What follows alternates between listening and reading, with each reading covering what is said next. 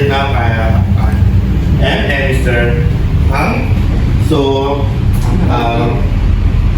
yes, again, so we will do this, okay, all of this. So, my name is, I wanted to introduce myself. So, my name is Daniel Bajolo, from Proudly Trucks Philippines, so, which is doing the regional training for Southeast Asia dealers.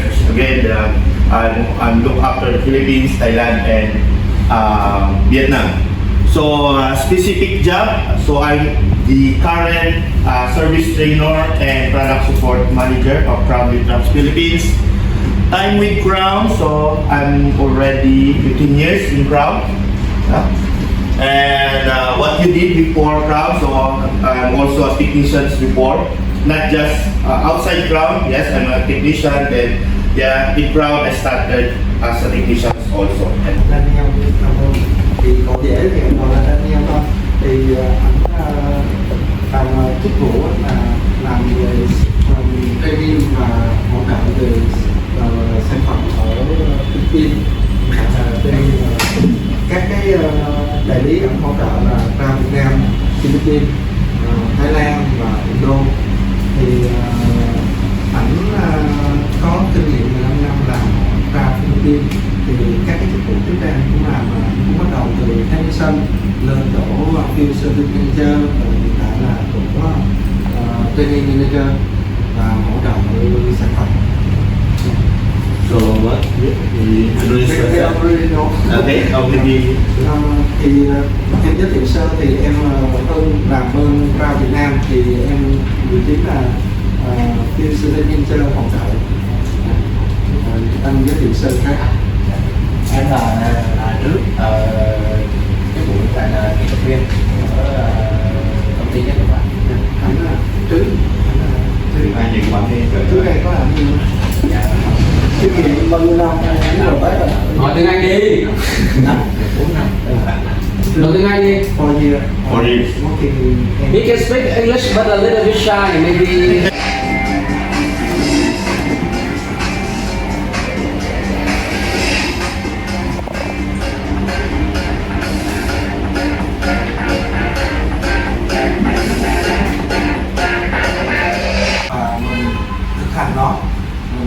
Ứng dụng nó trong công việc của mình.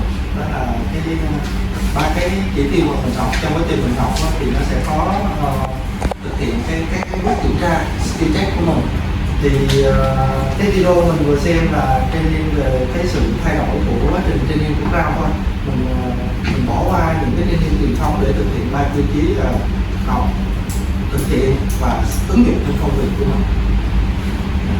Okay. So for our agenda, so we will have, I would say, almost 8 hours of training, including the skill check. So we have a 15 minutes break in, let's say, after 10 a.m. and then 1 hour lunch break and then another 15 minutes break in the afternoon, and then we will conclude at least 4:40 in the afternoon, so we can pack up the things, those two we can in and put it back then we can go home. Okay? Thì đây là cái lịch trình trong quá trình huấn luyện của mình.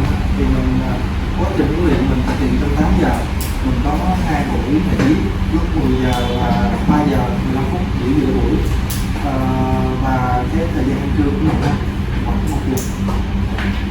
Okay.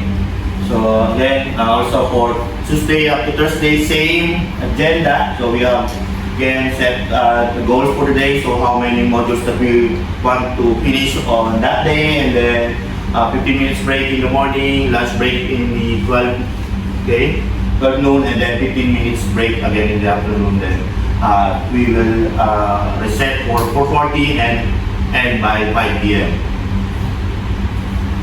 Then on Friday, so commonly in Crown we finish the training in 3 p.m. So because sometimes those people need to go home, so we end at least 3 in the afternoon. But if we need to extend until 5, we will do.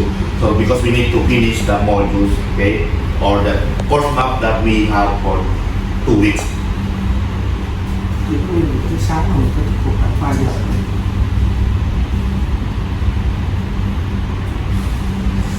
So safety expectations. So at least you do.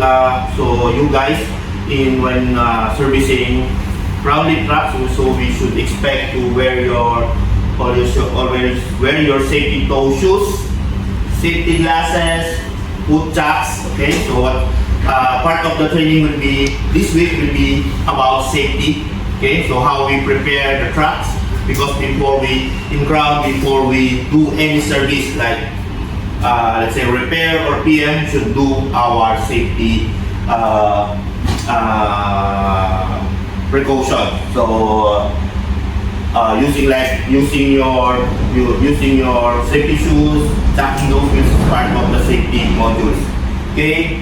So then at the end of the day, so keep your work area clean and clear those hazards covers not in walkway. So we should put our those tools in the correct place. Okay, so we will it will not be hazard from us. Okay.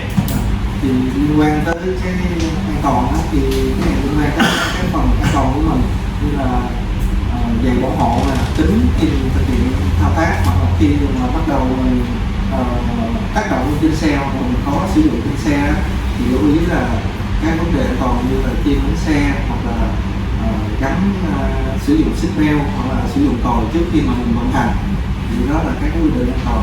Và sau cuối các cái buổi đó thì mình vệ sinh khu vực, đưa các vị trí, đưa các thiết bị trang bị về trạng thái ban đầu. Okay, so we will observe that all the time. So since we will do the safety modules with this week, like okay, so the sub safety and the control cycles of energy. Okay, how we prepare ourselves in the truck before we do.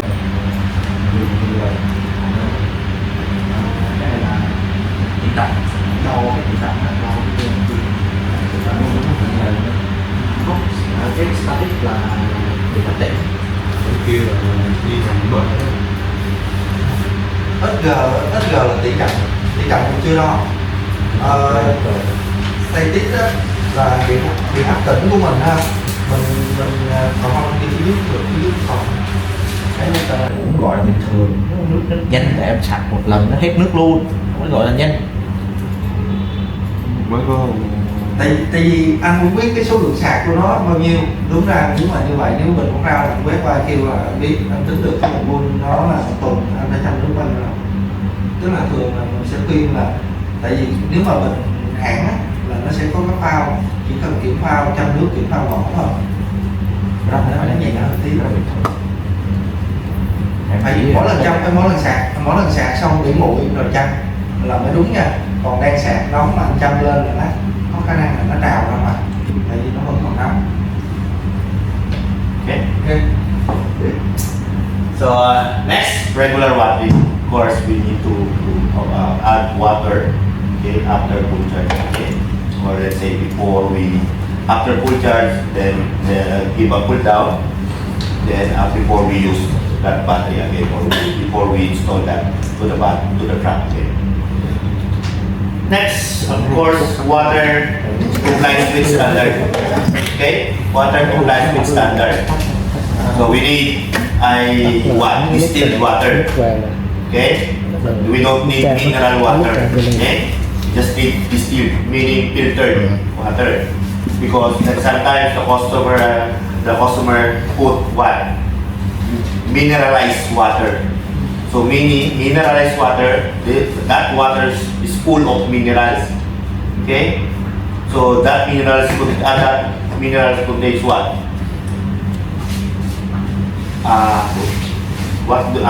Tagalog we call it kalawang, or let's say a small particles of metal. Okay? Like a rust. You didn't see in your eyes, but you can see that that water is like having that small particles of metal. Again, the cell is what? Sandwiched by, they have separator. Okay, positive, separator, negative. Okay, so we put that separator to not to get this positive and negative to make contact. but you pour water with rust, with that metal, small particles metal. So what you're doing is not sorting the positive and negative place. So in short, you give the water with a food like poison for them, just like you. Yes, you sleep, you eat, but what you eat is poison, so you will be dead. Okay, so just like battery, if they just pour water, like not filtered, not distilled, they just put those mineralized. So what you are doing in the water is you're killing the water, you're killing the battery. Okay. Cái phần tiếp theo của ảnh là anh phải thường xuyên chăm nước. Frequency every charging. After charging. After charging, tức là mỗi lần luôn nha. Tức là cái này phải thường xuyên chăm nước, và cái thứ hai là anh phải cái tiêu chuẩn nước phải đáp ứng tiêu chuẩn. Tức là nước ở đây trên bình ắc quy của mình là nước cất, tức là nói chung là thiếu nước là không nên. Nếu mà anh đổ nước vô đổ sai nó cũng hại cho ắc quy, tại vì ở trên đây ví dụ như anh nói là nước suối của mình là có khoáng chất trong đó, thì nếu mà có khoáng chất thì nó sẽ tích tụ trong cái bình ắc quy của mình. Ví dụ thì cơ bản là giống như là anh ăn mà có thuốc độc tí xíu trong đó, từ từ cũng chết. Okay. Next is 80% depth of discharge. So up to 100%, you should remain. You should stop when your battery is only 20%. You need to consume 80% only, not 100%. Because again, if you let this battery comes down to below 20, you need more charging time. If the charging time rise, the heat will rise. Okay? Sử dụng bình ắc quy á, DOC tức là discharge, tức là mình sử dụng cái bình ắc quy á là chỉ sử dụng tối đa tới 80% thôi. Tối đa là 80% của bình ắc quy của mình là khuyến cáo. Bây giờ là 20% còn lại là bây giờ sạc. là 30, đây là 30 là đi sạc, đây là bắt 30 rồi đi sạc. Thì cái này là tốt thì không, tại vì lúc mà mình sale sẽ tính tới cái phần hiệu suất á, anh ngắt cái này nhiều quá nó sẽ ảnh hưởng tới số giờ vận hành. Thì mình cái này là lúc mà đi nó dùng giao xe của em cần là nên kêu nó bây giờ 30% cho đi sạc, còn sau đó mà ví dụ xài kia đúng không, tôi bình chịu. Cái này an toàn cho mình hơn đúng không? Còn không thì lúc mà anh set up trên xe anh deep lock 25 hoặc 30% là nó không lock được, không chạy được thì tự động nó phải quay về. Tiêu chuẩn ở đây là tối đa là 80% thôi, còn cao hơn nữa thì khuyến khích, ví dụ như 70, 60 thì khuyến khích, nhưng mà quay lại thì nó chỉ không sử dụng đủ 5 giờ, ví dụ là 4 giờ rưỡi, 4 giờ vận hành thôi. Càng ít cái này thì nó càng tốt cho của mình, nhưng mà tối đa chỉ được 80%, nhưng mà không được. The minimum is, I remember, 40. Oh, what you see the minimum is 40% again. Minimum is 20. Ground standards, yeah. The blackout will be 20. 20. If they use only 50%, can they charge it? What? Only use 50%. 50? 50%. You can charge it? Yeah. No. Yeah. No. No. But the NLP guy, okay. It's good, it's good. Okay. Yeah. Okay. So the idea, let's say, an industrial battery, lead acid battery, lasts up to 1,500 cycle. Okay. 1,500 cycle. And then 1,500 cycle. So let's say for 1 year we have what? 365 years, 365 days. So, am I right? Yeah. 365. Let's say you use 300 cycle. Okay, you need to 300 cycle a year. So one cycle, is 1 day. Okay, so 300 times 5 is 1,500. Okay? So 5 is 5 years. Để là 5 xài. Okay? So ideal life of a industrial battery is 5 years. So in 1 year, let's say you use 300 cycle. Okay? So 1 discharge and 1 charge, okay, is 1 cycle. Dạ. Dạ. Okay? Now, if you're 100%, okay, and you just up now, let's say 100%, and you reach 50%, you will charge it again in that day, let's say.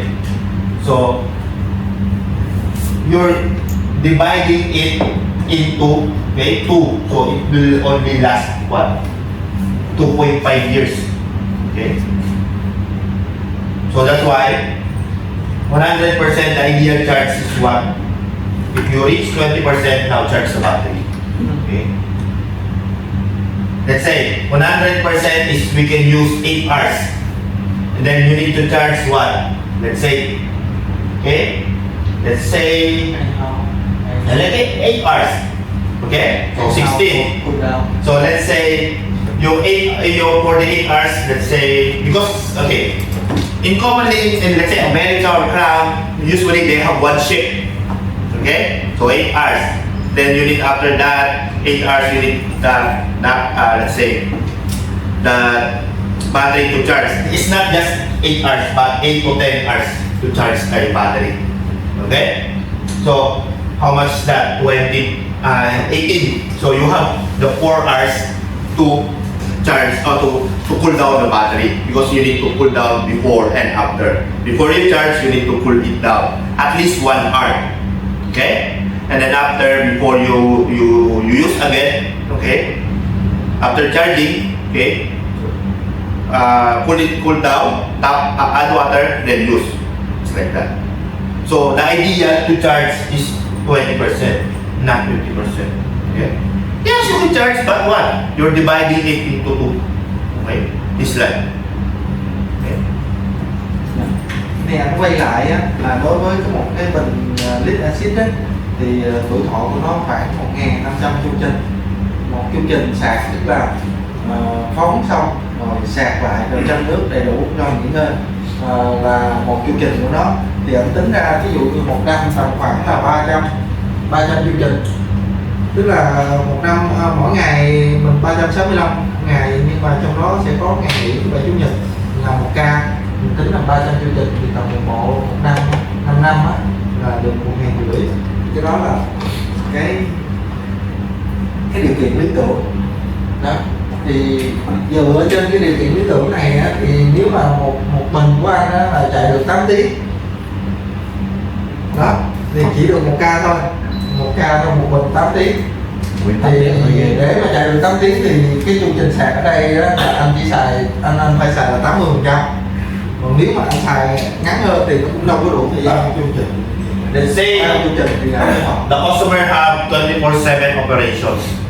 Okay, sometimes 27 operations, and this 24/7, okay, 24 divided by 3, okay, is 8 hours. Okay, so we need 8 hours. Let's say the battery can last up to 8 hours. Let's say brand new batteries, and then we need 8 to 10 hours to charge. Then let's say we need to have 2 hours. Let's say 2 hours for the cooling time. So we have 20 hours needed. Okay. So let's say first shift, my battery lasts 8 hours. The second shift, so it becomes now 20%. I need to charge. Okay. What? 10 hours. But let's say this first shift 6 a.m. to 2 p.m. Okay. And then 2 p.m. to 10 p.m. So how can I use this battery to this shift if it's still charging? So that's why sometimes, let's say 50% we charge it already. So just like you, people, okay, get sleep. Okay, you need to sleep what, 8 to 10 hours, but it gives you only 5 hours. Okay, hey, wake up. Okay, need to work. So what happened to you? Do you think you can last up to 50 years? No, you will be dead soon. So just like what happening to your battery. Okay? Because like people need 8 to 10 hours sleep. But if you end 2 p.m. Okay, again up in 7 p.m. Hey, wake up. You need to work again. Okay? So do you think you will be live up to the ideal life? No. Maybe let's say the ideal life is 50 years old. Maybe in 25 years old you will be dead already. That's why you don't have enough time or you don't have enough rest or charge yourself. Just like battery. Okay, I'm just charging and now getting rest, getting power, and and what? Okay, I'm not yet 100%. I'm just 80%. You want me to charge to work again. So don't expect that I have enough power to work. So that's why if they have 3 shifts, so you need colleagues to cover you. Okay? Is that right? Thì giống như anh vừa nói, nếu mà anh lạm dụng tăng chu trình sạc lên thì nó sẽ giảm tuổi thọ. Thì tương tự vậy em cũng tính đó, thử cho mình đó. Đối với 1 ca thì em chạy còn 8 tiếng đúng không? Nếu mà cái bình đó nó chạy 2 ca thì buộc nó phải là đâu đó ở giữa thời gian của mình nó phải sạc lại cái nữa. Thì rồi rõ ràng anh đang lạm dụng cái bình đó, một bình mà anh ép nó xài 2 ca, nó không đủ thời gian sạc, đủ theo chương trình và không có đủ thời gian để nguội, đến cái bình của mình nó sẽ nhanh xuống cấp. Okay, so just simple. All things in this world has limit. Okay, even if this can live not for this cannot live forever, but this can live. Okay, how we use this can live the way it is. But if we will just like force this, everyday use, it will not live for as long as it should be. So just like people, like there's let's say 24/7, and you just only want people to work for 27. Do you think you can do it? No. Just like this battery, if they have 24/7, so they need this battery one works 8 hours. The second one will work 8 hours. This one will work 8 hours. Then after this battery already charged. You eat with correct food, with enough time to rest, then you can work. You to the people only also. If you can have rest, you have the good food, not poison, then you can work too. You can work right and with full power. So this like this, just like